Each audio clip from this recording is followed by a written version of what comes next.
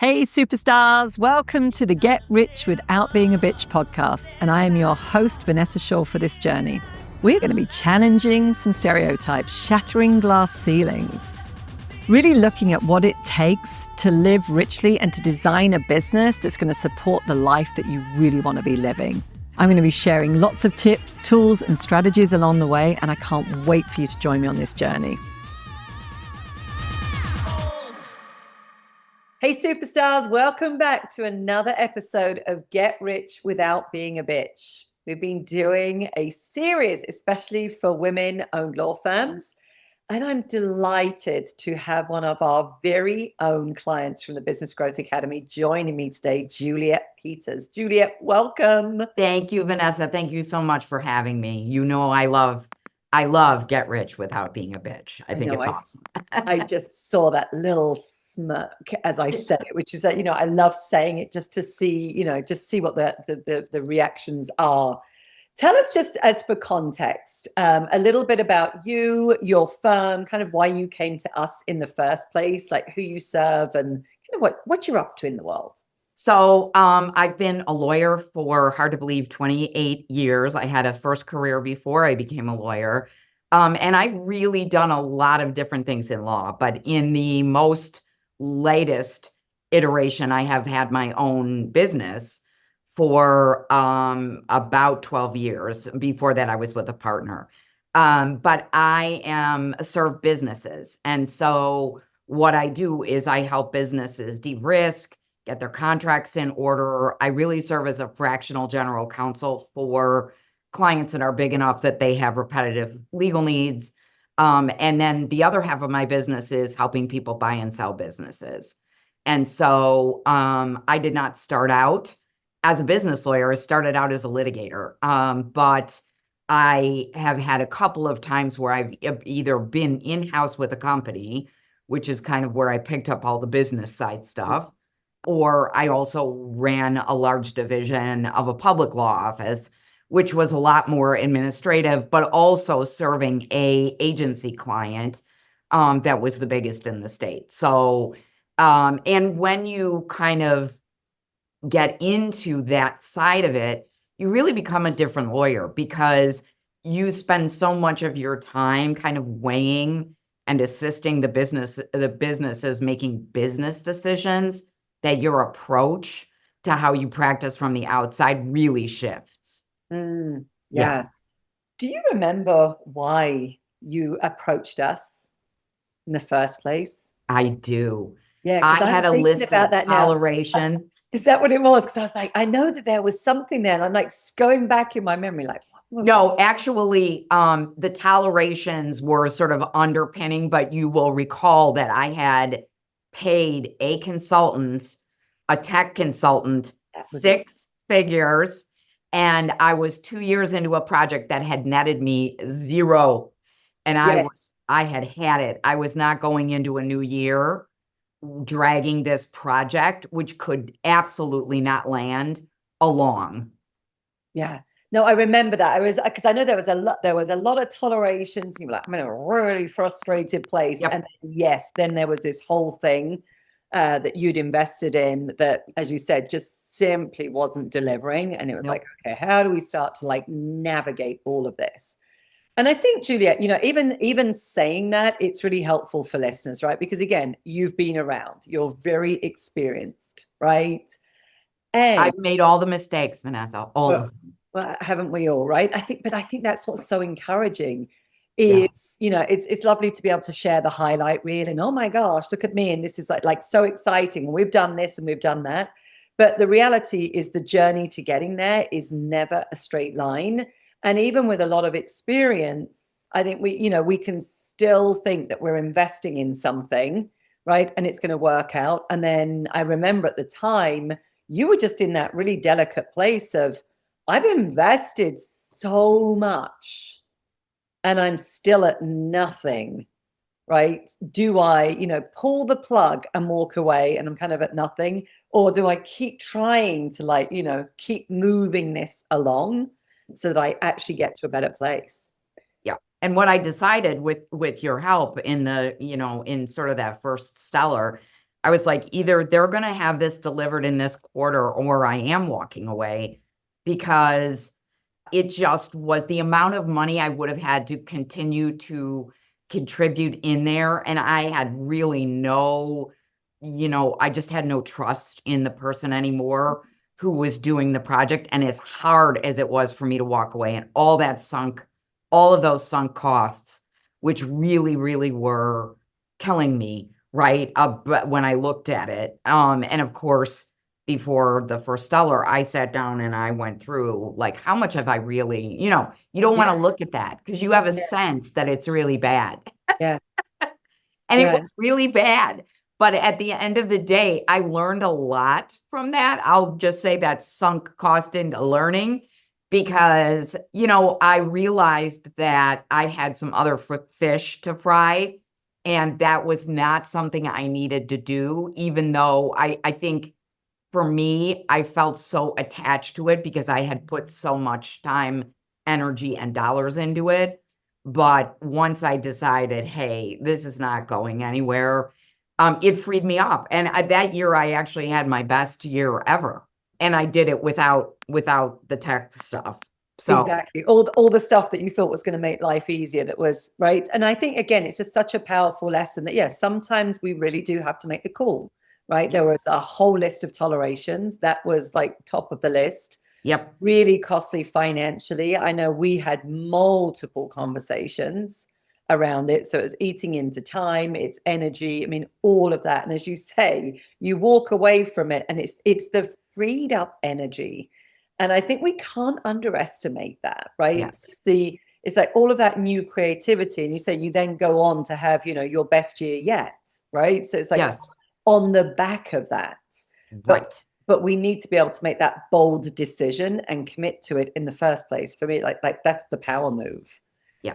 I learned a lot from that. I would never again pay a contractor sort of monthly. There were a lot of lessons I pulled from that, which were I to do that again, I would just do it a lot differently.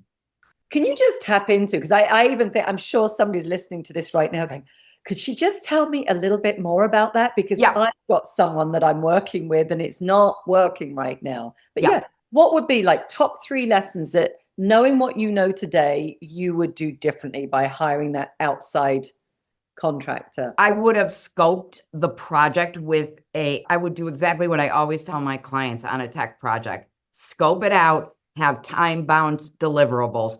You don't hit the time, you don't get the cash.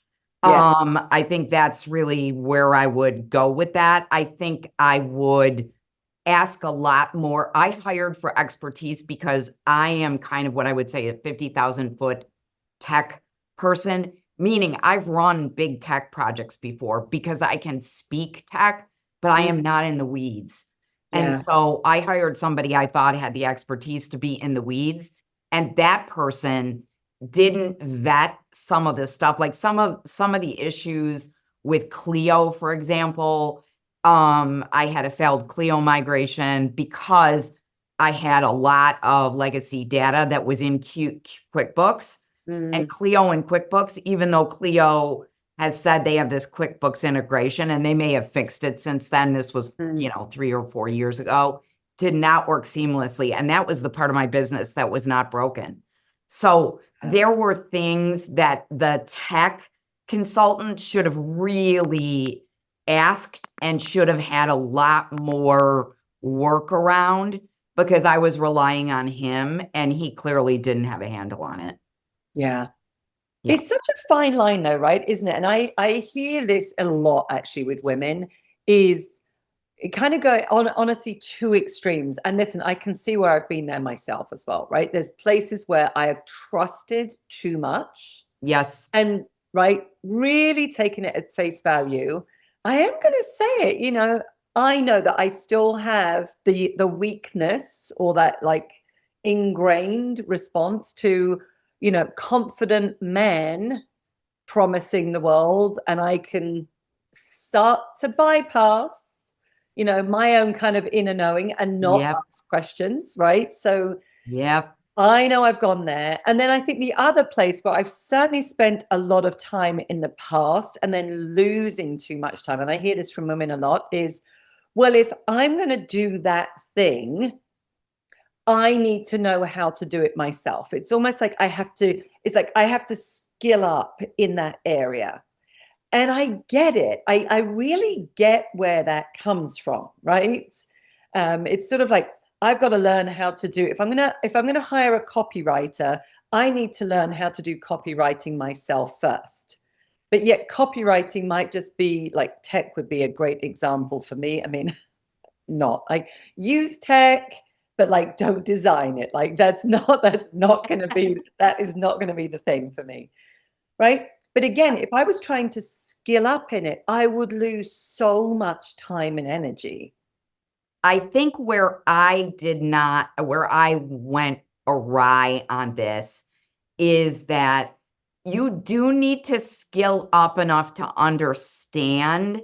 Like, you don't need to skill up enough to do it, right? Exactly. But there's a fine line where you have to skill up enough where you can call out BS. Yeah. That's happening, right? And that I was too busy with other things to really push on details that I should have pushed on. Yeah. I didn't have the kind of milestones from a tech, perspective that I should have had. And I mean, I know better, but again, when you're in your own business, sometimes you don't do what you know you should be doing, right? And so Especially if we get too busy, right? I think that's always the thing. It's like, no, this thing's going to happen over there. We get too busy. And as I always call it, it's like we bypass our inner knowing. We bypass our process. Because as you said, you're doing certain things, advice with your clients. And then, as you say, we've not taken it ourselves. Right.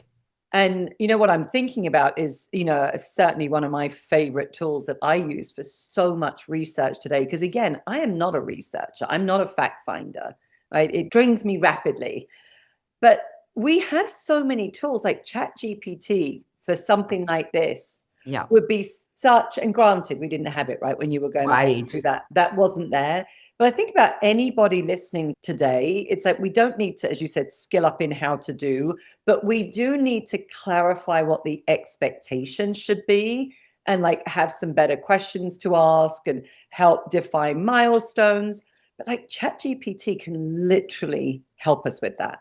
Well, one of the funny things and one of the behind the scenes reasons I decided to put what we were doing on ice was because this was just really a few months after ChatGPT was released.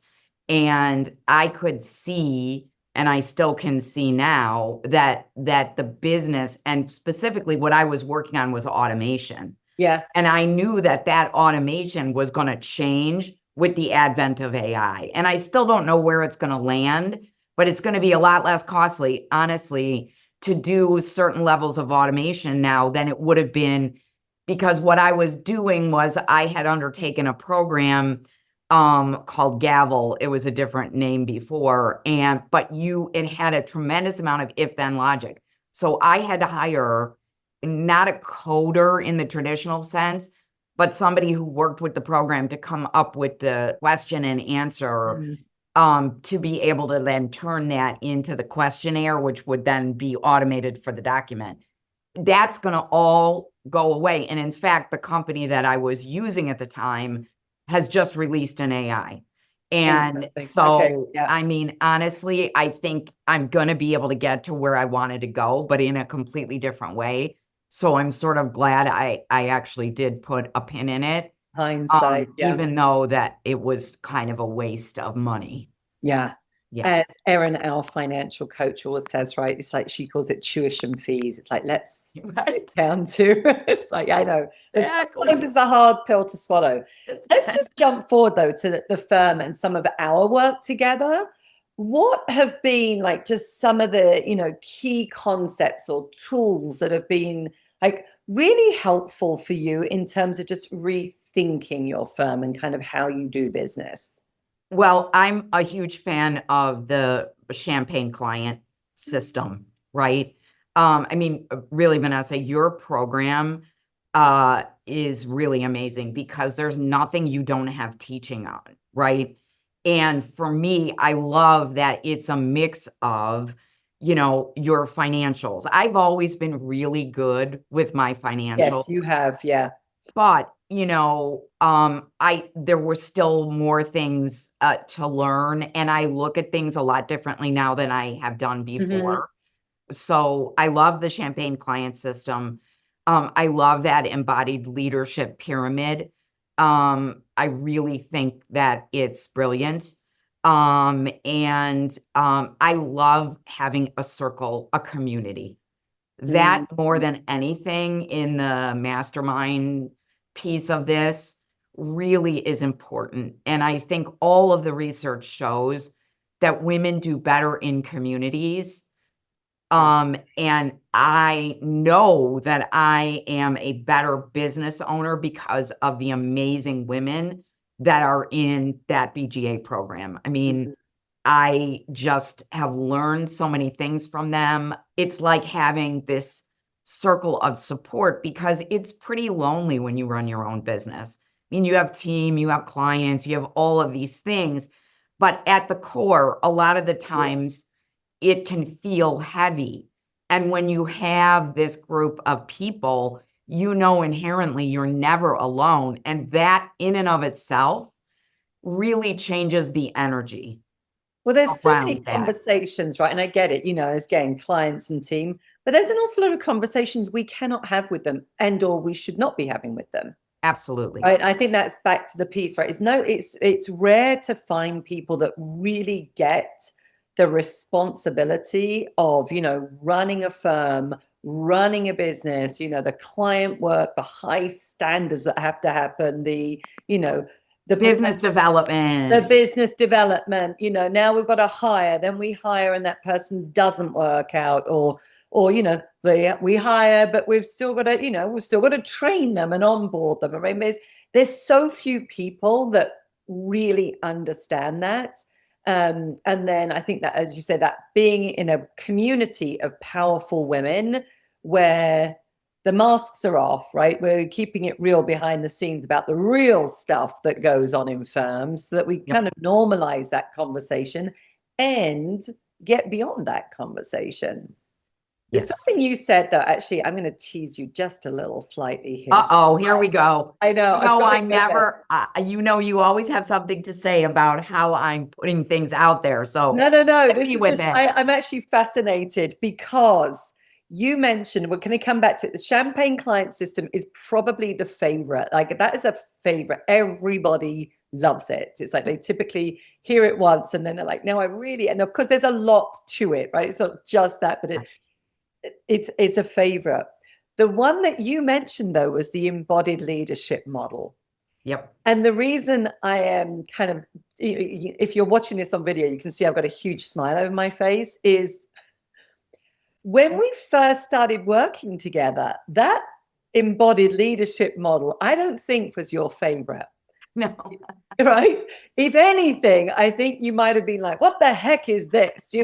I'm a very cognitive person and I'm really good at thinking, but what's all this stuff around being the leader and embodying and all the rest of it? So I'm really curious to know from your perspective, what is that embodied leadership kind of pyramid, as we call it? But really, what are the pieces there that you've really taken from that you've been able to apply to your leadership and, the growth of your firm? What's the one at the top is what's the why? Pragmatic wisdom. Pragmatic wisdom. That is my favorite. I thought that was what it was. I was going to say pragmatic. But I love that because that in its core is who I am, right? That is how I try to show up.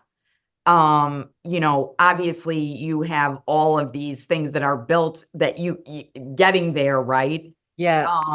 But wow, what a great thing to be is to have pragmatic wisdom and to approach life, not just your business, with pragmatic wisdom, I think that's really critical, right? Yeah. And No, I think what's really funny is I think it was the second second retreat where, I'd seen that in the first retreat and I was like, it didn't really click until yeah. the second retreat. And I love that term pragmatic wisdom because I just think that's where we should all be in our life, really. Obviously I do, right? Because it's the model that we present. But yeah, underneath it all, for any listeners, right, we have kind of like it's unpacking through levels.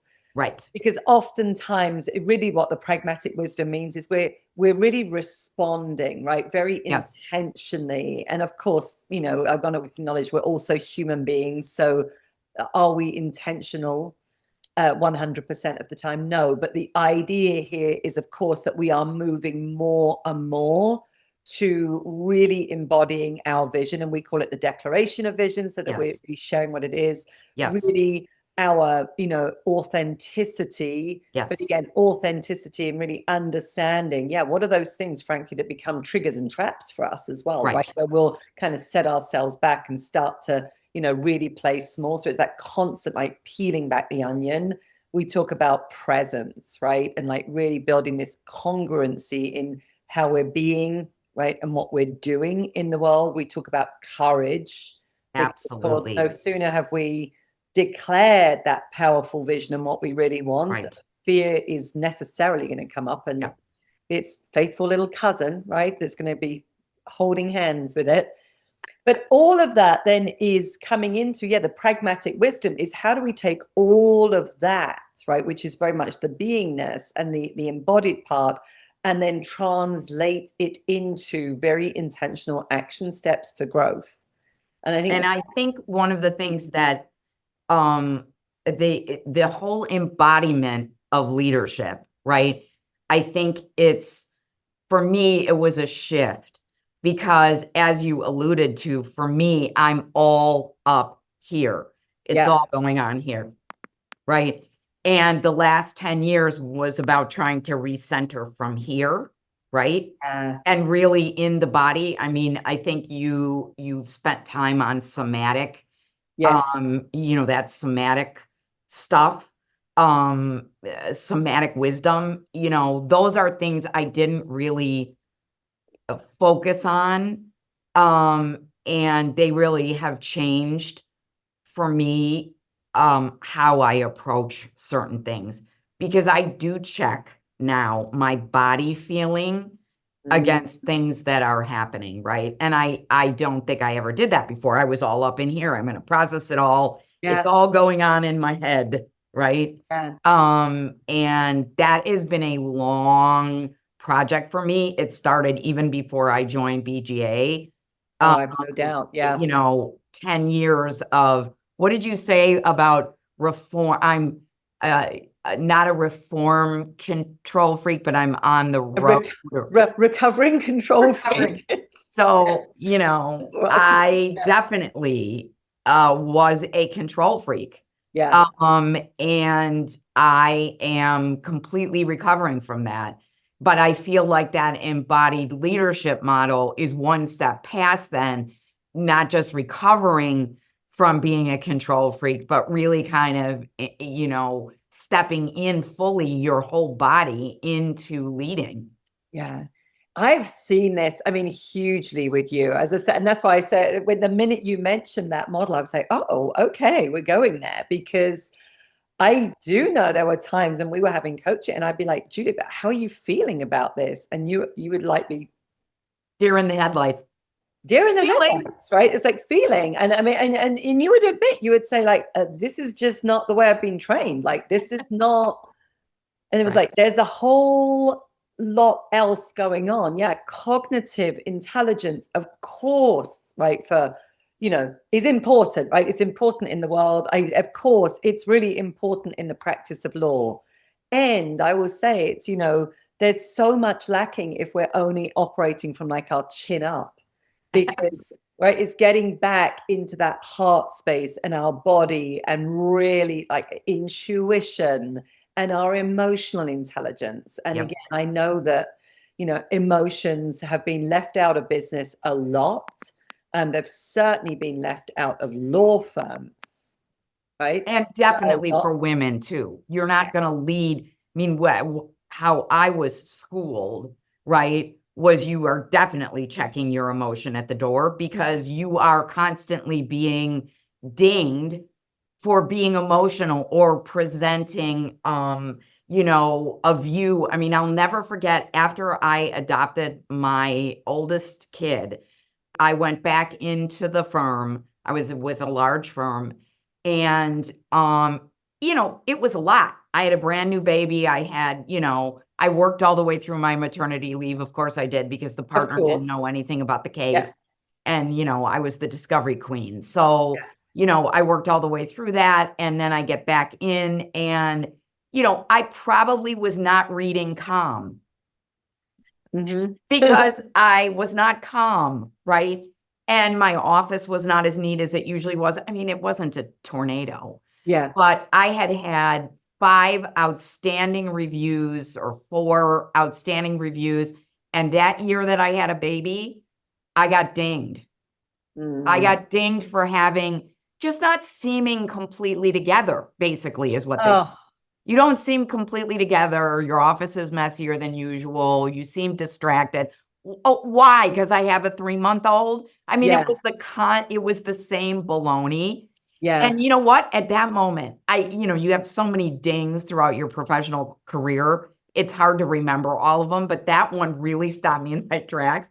And I thought to myself, well, there, girlie, you can do 2 things here, or maybe both at the same time. You can be really PO'd and tell everyone you know what happened here Yeah. in your circle. And you're a really good actress, so you can fake this completely. And so I quietly came in on a Saturday, got my office together. I went in every day. I would deep breathe in the parking lot. I would lower and modulate my voice. Of course. And, really work on controlling my body so that I presented the picture of calm. And within 90 days, the person who gave me that review gave me another one and said, we can really see how hard you're working on this.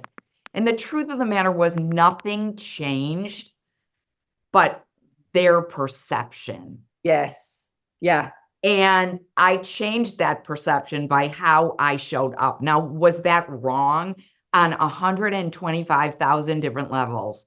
But did I do it? Yeah, I did it. And was it a great coping strategy at the time and smart to kind of go, yeah, right? I really believe that we do things because they are smart coping strategies at the time, and we learn a lot from it. And I have zero doubt that there was nothing wrong with the quality of your work. Nothing. Right? There really wasn't. It was No. not about the work.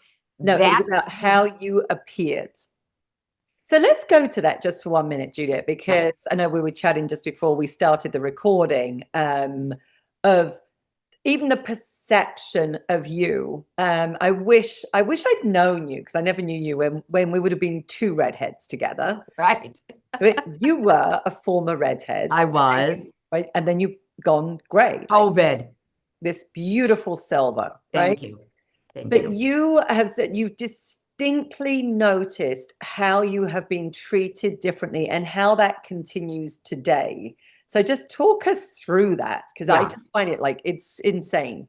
I think there are so many moments where I've had times, and this was not the story that I told you before, but I'm going to tell a different one because it is so just infuriating. But when I was in law school, I was a mature law student. I was not a young law student.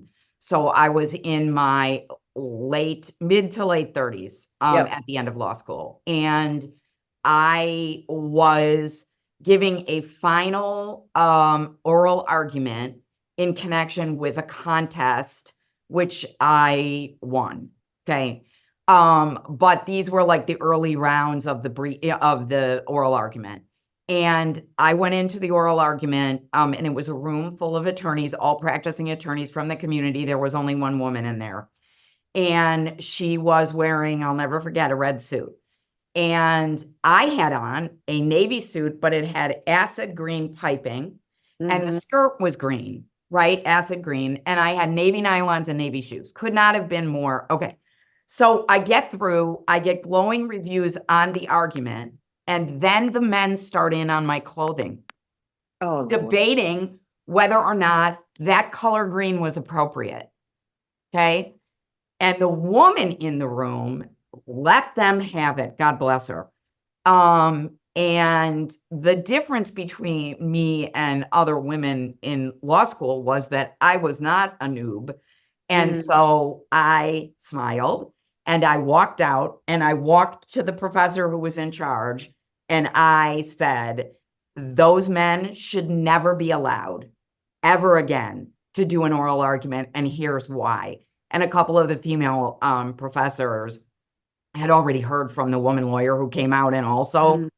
But I think, so I spent so many years fighting this perception of being the little girl in the room, all the way up until I let my hair go gray, right?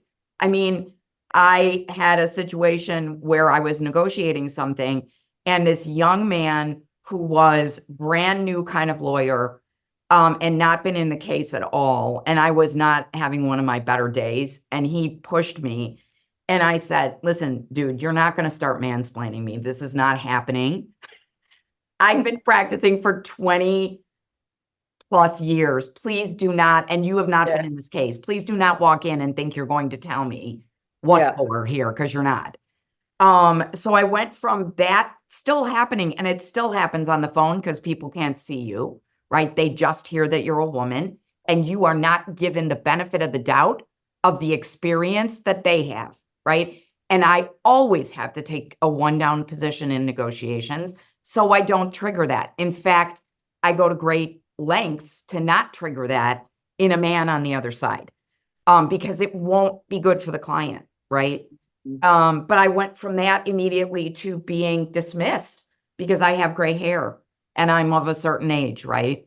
Or at least they think I'm of a certain age. And so I went from being dismissed based on my gender to now being really dismissed based on my age and being looked at as irrelevant, right? That doesn't happen to men. No. They get gray hair. They get more agency. Of course.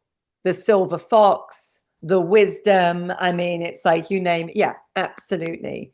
How do you experience when you said like that, sort of, as you said, that you feeling like dismissed or irrelevant? I mean, how does that actually show up and how do you experience it? Well, it makes me choky. It shows up in my throat because I feel neutered in a way. I feel strangled off. Like, you know, everything that I've done or said or, you know, it's dismissed. And it's hurtful. You know, I can laugh it off mostly. I think when I start talking about it, it really makes me angry. And I so hope that women that are younger are not going through that. But I know they are because I talk to them and I know that this happens. But I'm just curious, Juliet. I mean, is this a, you know, something they say, a tone of voice? I mean, literally cut you off, do the man. All of that. Cut you off, argue over you, tell you things like, well, in all my years of practice, you know, that sort of thing. Yep. Or, I don't know, you know, the other thing is they make you feel stupid, like you're asking a dumb question, you know, verbally.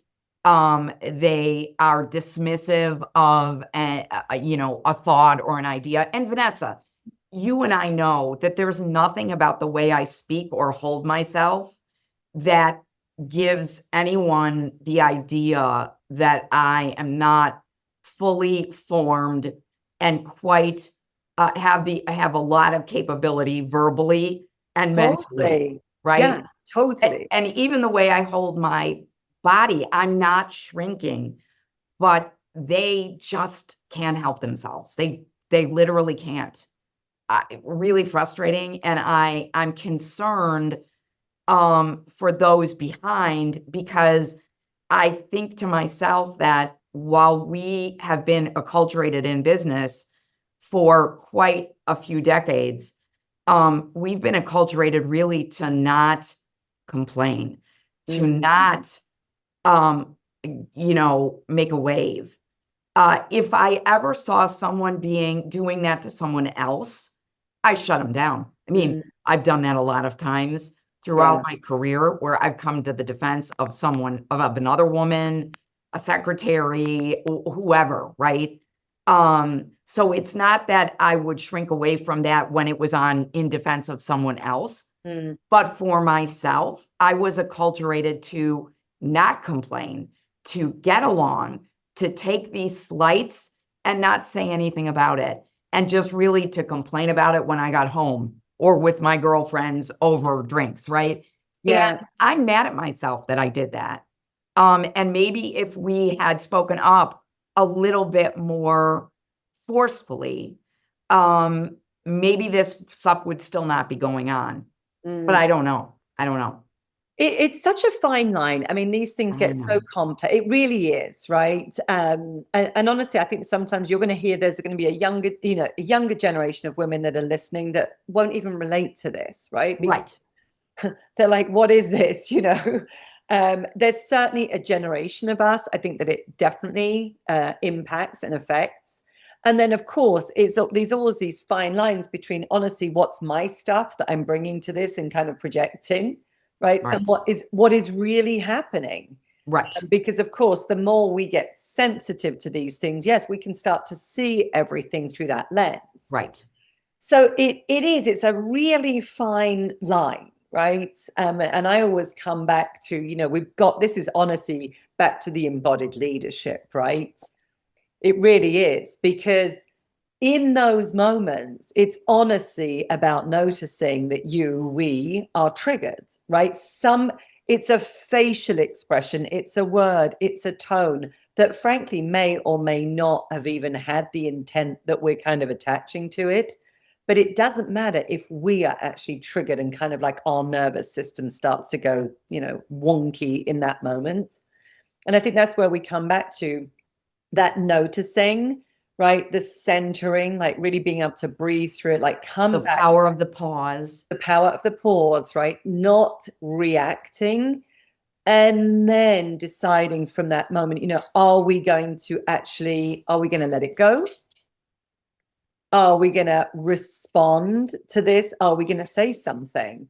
I found, as the years have gone on, a couple of things that have helped me, which is pause, right? I found laughing is helpful. I found when somebody's really off the rails, I'll laugh, and that breaks something. But it's a pattern interrupt for a start, because it's a pattern interrupt. It's not what's expected. Yeah. But sometimes I think and I'm thinking about an example of something I was in recently, actually not in business. It was all related to tennis, but I was the only woman around the table on this occasion. So I was the only woman, completely outnumbered. And I had been invited, again, for what it's for, but I mean, it's all related to tennis and associations and all the blah, blah, blah, that frankly, I really don't want to be doing. But because I love the tennis leagues and all the rest of it, I want to make sure that my women's leagues have a voice that are represented. Absolutely. Yes. Right. It was back to that. And it's like, no, we've been doing really well. And there are some men that are trying to, the leagues can take place elsewhere and they don't need this, and, kind of dictate what's happening. So I felt like I had to come to the table. But to your point, I immediately experienced I was being presented with a fait accompli when I came to that table. Right. There was no context setting of how we got to this point. I also discovered that meetings had happened before that meeting, of course, with all the guys. And they could have invited me, or they could have waited until I could have joined them. But no, we're going ahead, right? So knowing full well that, again, I represent the women's leagues. And then it was the over talking, right? And I try to say something. They kind of bring me in on something. And before I've got the first half a sentence out, I'm being spoken over. Now, in my way of handling that is very much to call it out, right? Which is what I did. I'm like, you invited me here tonight because you wanted to hear. I am speaking, and I would really appreciate right now you listening. Sometimes I think I get away with it, Juliet, with the British accent. It has a little bit of authority in some places. Right. But again, I have to say, it did take me back. It was a very different kind of circle for that to be happening in. And I was like, yes, no, it is happening. And then even there was something that happened where they wanted sort of more representation from women that night. And I said, absolutely, I will, I'm going to look into who I believe will be, one or two women to kind of join this conversation. Well, before I knew it, the next day I was sent an email, and they had taken that on and they presented it back to me as to who it was going to be. Right. So that's one very recent example. Yeah. But, we digress. And I think, I want to hear about kind of, you've got I think a really wonderful creative way that you're actually addressing this and giving voice to it, because sometimes we can't fight it, right? It's like, and in that particular instance, I had to choose, am I going to stay in this and fight, and knowing that this type of collaboration is going to be like this, which is not my model of collaborating, and it's not my way of leading.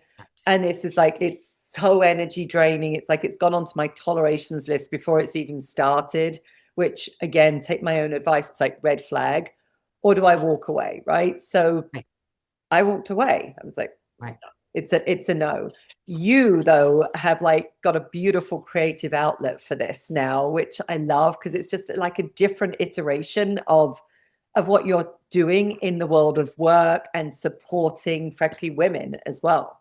Absolutely. So I started a podcast about a month ago called Her Table, Her Rules. And it's really an outcrop of the fact that,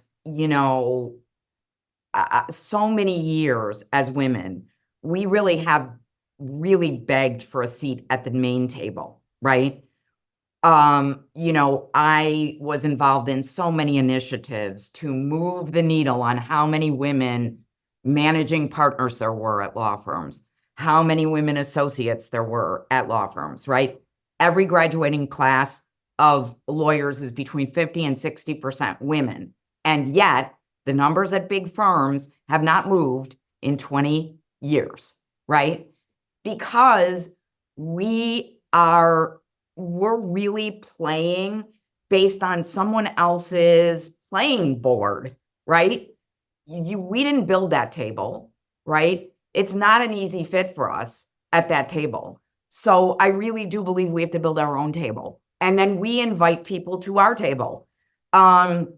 And I'm not saying that to be, argumentative, but one of the amazing things that's happened, which has floored me, frankly, is that as the podcast is launched, of course, I'm getting a lot of great, props from the women in my circle, right?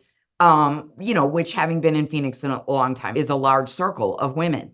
But what's been uplifting is that I'm hearing from men, professional men that I've dealt with over the last decades, who have really given me ideas for phenomenal women that they think ought to be on the podcast, which I consider to be a breakthrough, right? Because again, if you build a table, even if it's adjacent to the main table, right, there are men who will sit at that table, and there are men who are going to support that. And I think that we as women need to be playing into what we know our strengths are. We need to be operating from where our strengths are, and not necessarily with men as a foil, but because that's where our strengths are. Yes. It's not, the research demonstrates very clearly that women put money, when they make money, they put money into their community. They Yes. put money into education. They put money into everything that shores up our society. Why wouldn't we want to produce areas and communities for women where women feel comfortable, not because they're hating on guys, but because work will be done there that is different, look different, and smell different than the work that's done at the other table. And we won't have to be playing Twister to get ourselves in there, right? We're going to play from our strengths. And I feel that happening more so now than I ever had in my working life. We've, in the past, we talked about it. There were movements around it. But I didn't feel it quietly occurring. I feel it quietly occurring. And I want to be in a place that supports that really just changes the paradigm. Because, Vanessa, we're the majority, period. Yes. We need to stop acting like we're the minority, period. And I love that you say it's like, yes, we've got different strengths. It is a different conversation as well. It truly is. And I think, as you say, that place to explore, operating from our strengths, how are we different? How do we collaborate? As you say, the stats absolutely support that when women as well earn more money, they give back more, right, to their communities, to philanthropy, to education, right? All of these good things. And I love having these undiluted spaces as well, right? Where we can really be free to explore. Right. And, again, it's to voice these things. I'm curious. I mean, obviously you're only a month in, and congratulations, by the way. Thank you. Thank you. And anybody that's listening really does need to listen to the podcast, because I've been tuning in and being part of the creative brainstorming with you over the past months around this kind of new direction. What are some of already the themes that are coming out of the conversations with women that you've had on the podcast? I think there's been such fascinating things coming out in all different kinds of things. I've had really the great pleasure of talking to women in very different spaces in the first 6 podcasts. I talked to a doctor who's really changing the way she approaches medicine.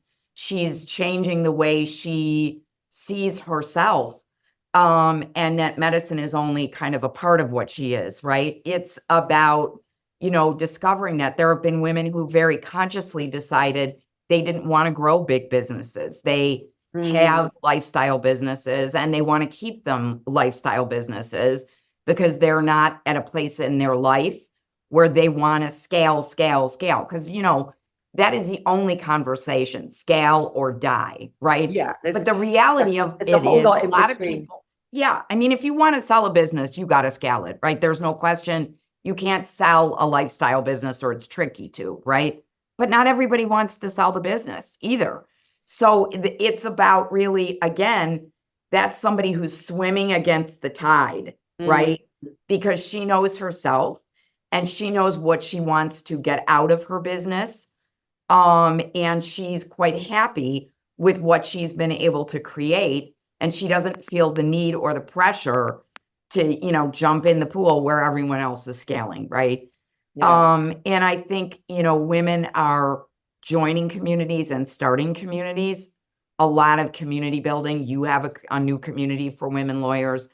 I think those, really building communities is something that women are doing a lot of. I think that women are starting businesses at twice the rate of men. Yeah. So there is something happening. And I think going back to the community, I mean, as you know, we've just launched the Legal Collective, and you were on it yesterday with us. we've been amazed, honestly, at the response. You know, I mean, again, That was a big group yesterday, and a that very was diverse group, diverse in age, very, diverse in practice. Yep, and absolutely. so many people, right? I mean, I don't know who they are. I'm like, wow, this is amazing. Like we're Right. literally, as you said, like building this table. In our case, we call it the collective, and just inviting, right, women attorneys to join us. So again, we can have these conversations that are going to expand mindsets, right, advance their firms, and lead to collaborations as well. I have been, I mean, I think slightly humbled, of course, delighted as well that, there has been this response on the whole. And we've been doing a lot. It's cold outreach that we're doing. Right. I don't have a massive audience, right, of thousands of women-owned law firms across the country that we're tapping into. I mean, we're literally building those initial relationships and making invitations. And so many of them are like, thank you. So there's clearly a need. There's clearly a need. I've obviously been building women's communities. Mine have been more diverse. This one is now we're very niched and specialized. But I've been building women's communities now for what, 12, 13 years, certainly since I've been in the States. And I'm always amazed when women come together, the energy, the collaboration. Amazing. It will power the city. It will literally electrically power the city. Seriously, right? And now I know I've been in a couple of rooms where it can be a little staid and unfriendly, and I'm not quite sure what that's around, but I have to say that those have been the minority places when it's been with women. But as you said, it will power the city. It's like just this contagious energy when we come together and start creating and sharing, and we can be vulnerable, and we go between, life, partners, business, aging parents. I mean, all of the above, team, right? There's often these, I know certainly in our community, these very just real, authentic conversations. Yeah. And in all honesty, this is where men don't have that, right? No, they don't. Rare. They don't. No, they don't. And that's unfortunate. And I do feel that men want that. There actually is, we're starting to see that men understand the power of women's communities, and that they want that sort of for themselves. I think the beauty of the women's communities is that there really is a community out there for just about everyone. And it's just finding what works for you, right? Where do you want to be? Where are your peeps? And go to your peeps, because if you are comfortable, you will do phenomenal things. And I think that one of the joys that I have about, now beginning to work with women, potentially mentoring women, also creating media specifically for women, is there are so many women doing phenomenal things, but you never hear about it. Yeah. It's interesting, and no knock on any of these vehicles, but there's a lot of magazines and professional groups that give out, women's awards, and it's honestly always the same 20 women. I mean, and yet there are always. I've met women from all over the country who are doing such phenomenal things. One of the people that I spoke to is a primary educator or a nursery, right? Which very difficult business to make money in. Just, but she has found something that really works. And she is a believer in early childhood education. We have to have women out there solving the tough problems, because mind you, they're not getting solved elsewise. So, women will, we got a lot of work that has to get done as our organizations start to break down, change, falter, whatever you want to say. There's so much work to be done. And that is where women are going to excel, because they understand stakeholder relations, the power of bringing different people together And we're, phenomenal jugglers. We are. The fact, though, as well, the one thing I love about the angle as well with your podcast is, again, is that you are highlighting like women that are in communities doing phenomenal work, but yes, they're not out front getting the awards. Perhaps there's nobody, giving them the accolades. Yet we need to know these stories, right? Absolutely. And by the way, not everybody needs to be getting awards and out the front and everything. Right? No, not at all. It's certainly not what we're saying here, but I think the highlighting some of these rarer stories that we would never ever get to hear is really interesting, because what I don't want us to see is that we start to see, and I think that's really shifting now, but the stereotypical idea of what a successful woman looks like. And that has been in existence, right? The superwoman, in the 80s. It makes me think about when you were. I know. Right, when you were, as you said, your law school, right? With my shoulder pads. Exactly, and here we are wearing suits because it's the closest that we get to look like a man, but we became involved, and so we added a skirt to it as in theory. So I really, really love the fact that you, as I say, having those conversations, actually starting to mentor women yourself. And you're doing this all, right, as you're still running your firm, right? It's like a new chapter. Kids, still, I got a 22-year-old and a 25-year-old. I wish I could tell you they were fully baked. They are not. I'm still dealing with that. I've had nothing but aging parents for 7 years, people through illness and death and living in my home. And, talk about sandwiching, right? Yeah. But that doesn't stop women from tackling other things. It's just, we have to be able to do it in a way that does not produce burnout. If we're running at 85 miles an hour on every front, we're the only person that, we're going to be damaged and, in bad health situations, right? So it's about, building a table that's going to work for you. And sometimes that means you're going to focus on this thing. And sometimes it means you need to focus on something else, or you need some space, or you need some self-care, or you got to build in time. The one thing, Vanessa, I would say that I feel very strongly about is that I do feel, in a lot of ways, entrepreneurship is the key for women.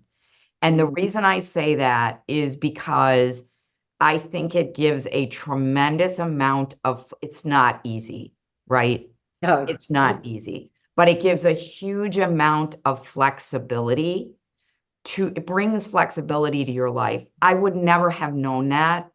I wish I understood that more when my kids were younger. But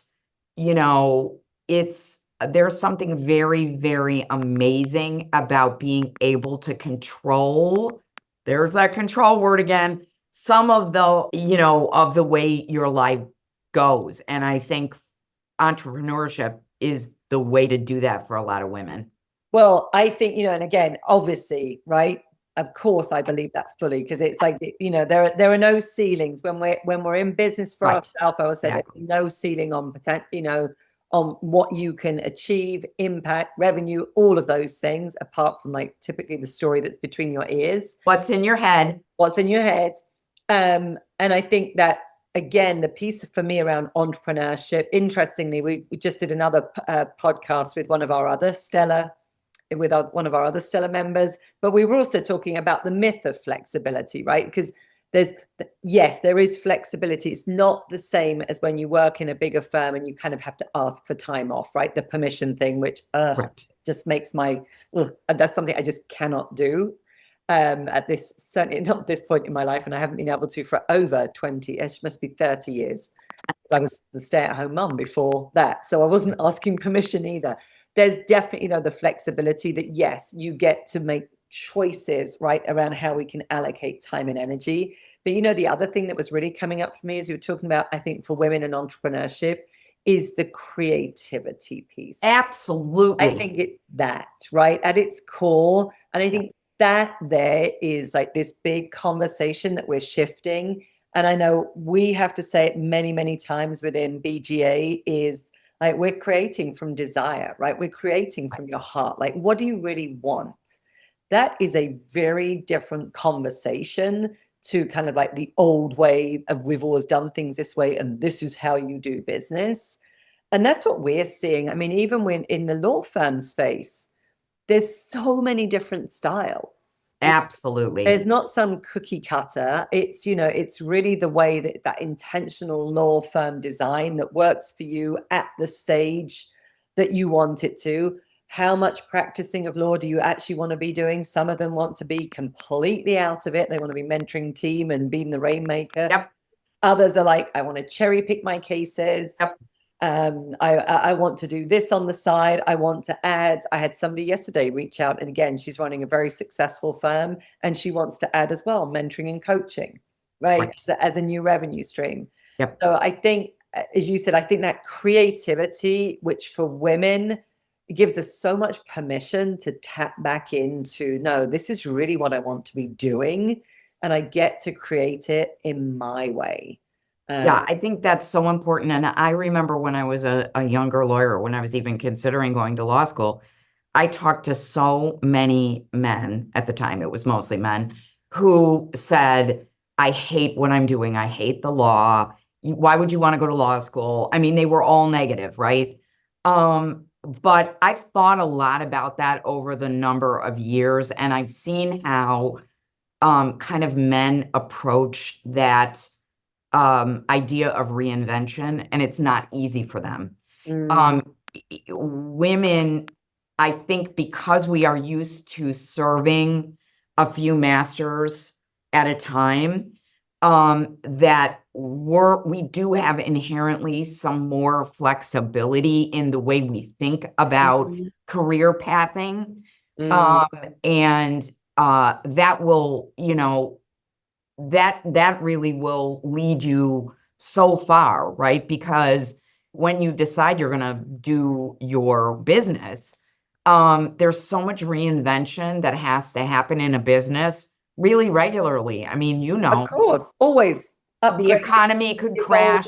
You'd have to have a hard right pivot. I mean, there's just a constant, pace of reinvention. And I think that really suits women. I really do think that suits women. Yeah. And again, I think the challenges sometimes that women face are different than what men face. I mean, there's a lot of work that has to be done around women and money and how we approach growth when we do have a growing business and we don't want to access capital and we have all of these things, most of them between our ears, right? We have to tackle or wrangle with. I think the other hard thing for women is team. That's it. Yes. Every single woman I talk to, and I've had challenges. Yeah. But that's, women have this vision of what team should be, and a lot of times team falls short of that vision, and it's a constant, it's a cycle that it takes work to unpack and change up.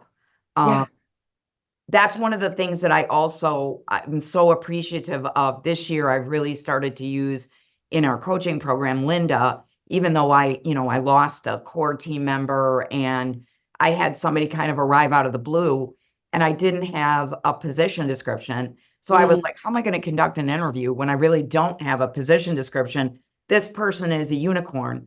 I want to conduct a unicorn kind of interview as a second interview. And Linda she was able to help me right away. She had such great behavioral questions. Yeah. That I was able to utilize. And I got so much information in that interview. I was actually mind blown by the end of the interview. I was like, wow, okay, hooray for behavioral questions. I think I'm going to go in with a lot more of those from now on. And, when I worked for, the state, I mean, I supervised like 350 people. So I'm very used to doing a lot of It's not personality issues. totally, and it's not that you're new to this, but yeah, as you say, there's a lot of things to unpack. I kind of want to leave us on this note of money and team. I believe that a lot of us, and certainly at a certain age, and I'll raise my hand to this, it's both the money and the team piece, is that we still struggle as women to be supported and to really receive.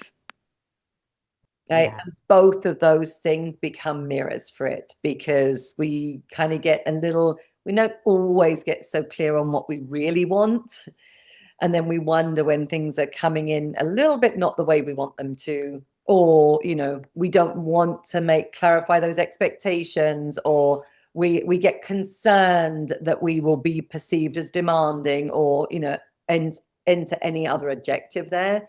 And yes, I agree that those are two really big pieces of work that have to keep evolving as you grow and scale a firm, because you actually can't scale a firm without people. So gotta have people. And without the money piece. Right. Gotta have cash. Gotta have cash. You gotta have people.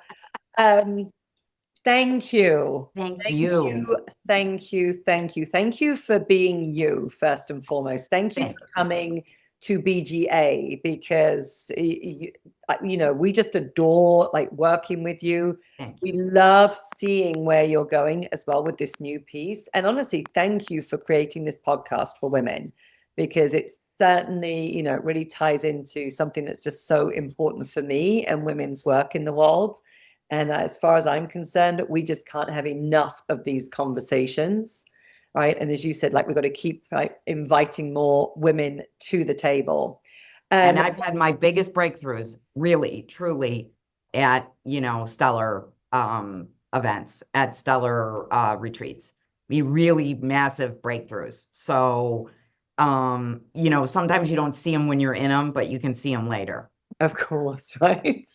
We will make sure that we've got in the show notes links to podcasts and everything. But just quickly, where can people find you? And if there was just one, since you like the pragmatic wisdom, one kernel of wisdom that you'd love to leave the listeners with. Okay, so my one kernel of wisdom I would leave everyone with is, please, please review your financials every 2 weeks, please. You've got to know your numbers, and you've got to make decisions around your numbers. Don't be afraid of them, because it's nothing to be afraid of. It's really just information. So demystify it. I would say that's the one kernel. You can find me at www.frameworklegal.com. I've got, that's my legal website. Her Table, Her Rules is the name of the podcast. You can find me on YouTube, Spotify, Apple, anywhere that you listen to your podcasts. So, I would love to talk to anybody. If you've got a phenomenal woman that you want to nominate, please reach out. I'm happy to talk to anybody who's doing something really fabulous. Thank you so much.